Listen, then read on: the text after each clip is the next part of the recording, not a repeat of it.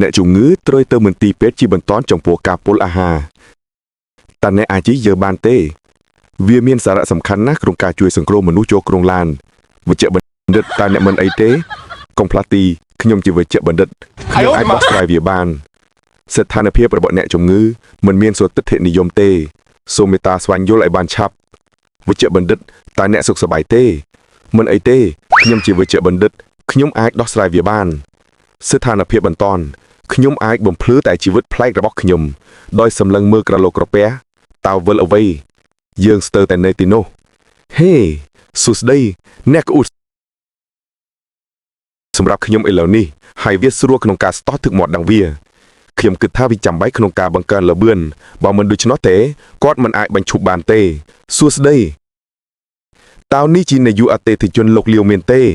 សូមរៀបចំសម្រាប់ប្រតិបត្តិការហើយឈប់វានៅទីនេះជម្រាបសួរនាយកលាវប្រតិបត្តិការត្រូវបានលុបចោលហើយអ្នកជំងឺបានមក